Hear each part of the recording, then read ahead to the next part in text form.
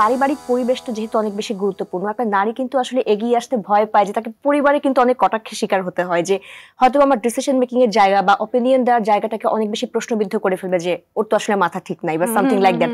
এভাবে কিন্তু পার্টনার দ্বারাও কিন্তু অনেক বেশি মানসিক এবং নির্যাতনের কিছু জায়গা কিন্তু আমরা জানি। যদি আমি একটা ছোট্ট জরিপ বলি, যে নারীর প্রতি সহিংসতা জরিপ 2024-এর চিত্র অনুযায়ী কিন্তু দেশের 70% নারী জীবদ্দশায় একবার হলেও সহিংসতার শিকার হন, এবং এটা কিন্তু তার পার্টনার দ্বারা, মানে পার্টনার, হাজবেন্ড, স্বামী।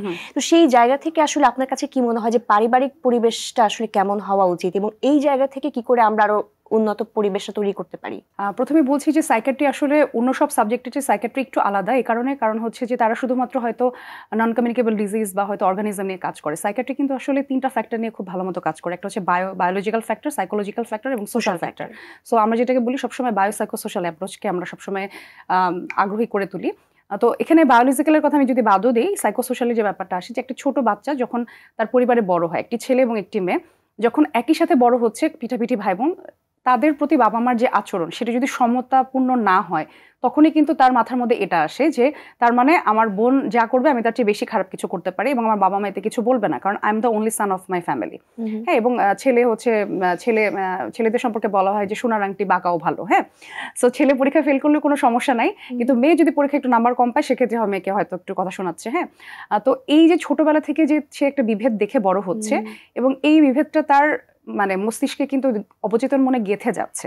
হ্যাঁ, যে আমি যা করব সেটাতে আমার ফ্যামিলি আমার সাপোর্টে যাবে, আর আমার বোন যেটা করবে সেটাতে ভালো হলে আমার বোন সেটাতে সাপোর্ট পাবে না।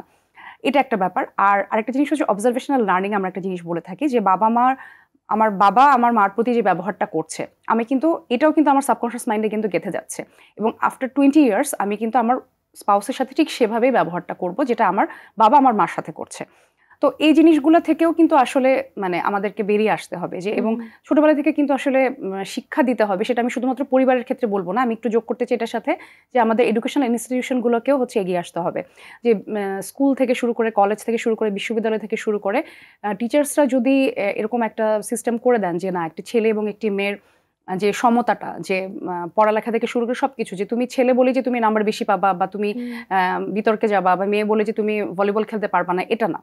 এটা যদি আমরা ছোটবেলা থেকে শেখানো হয়, তাহলে আমি দেখেছি যে অনেক ভালো স্পাউসও কিন্তু আমাদের কাছে আসেন। আমি দেখেছি যে অনেক ভালো স্পাউস কিন্তু আসেন, সাপোর্টিভ, অনেক বেশি। হ্যাঁ, অনেক বেশি সাপোর্টিভ। হ্যাঁ, মানুষ তো আসলে ডিফারেন্ট হবে, বাট তারপরও দেখা যায় যে অনেক ভালো হাজব্যান্ড থাকেন, যে হচ্ছে তারা মানে হেল্প করেন অনেক ক্ষেত্রে। হ্যাঁ, তো এটা খুবই বড় একটা ব্যাপার। আরেকটা ব্যাপার হচ্ছে যেটা হয় যে অধিকাংশ ক্ষেত্রে মানে মেয়েদের কেন মানসিক সমস্যা বেশি হয়, এটা নিয়ে আমার মেডিকেল কলেজ হসপিটালের যে আমার স্টুডেন্ট, এদেরও মাঝখানে খুব একটা মানে ওরা খুব মানে খোঁচাখুচি করছিল সেদিন। আমি দেখলাম যে হ্যাঁ, মেয়েদের মানসিক সমস্যা। তার মানে তোমরা মেয়েদেরকে কিভাবে রাখো ছেলেরা, যে তাহলে তাদের এত বেশি মেন্টাল প্রেশার থাকে?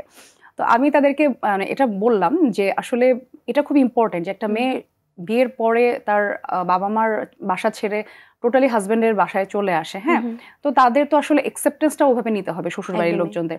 এটা অনেকে মনে করেন যে না, আপনি যেটা বললেন একটু আগে, যে অনেক শিক্ষিত মহিলারাও কিন্তু আসলে তাদের স্পাউস দ্বারা টর্চার করছেন। হ্যাঁ, তো দেখা যাচ্ছে যে তারা ফেসবুকে খুবই ভালো, তারা হাসি খুশি ছবি দিচ্ছেন, হয়তো 2-3 বছর পর পর বাইরে ট্যুরে যাচ্ছেন, কিন্তু আসলে এটার ভিতরের যে একটা অধ্যায় আছে সেটা কিন্তু শুধুমাত্র সাইকিয়াট্রিস্টই জানে। কারণ আমরা এরকম দেখেছি যে প্রচন্ড হাসি খুশি, হয়তো কালকেই হয়তো সে ফেসবুকে পোস্ট করেছে যে আমি মালদ্বীপে গিয়েছি, কি আমি ভুটানে গিয়েছি।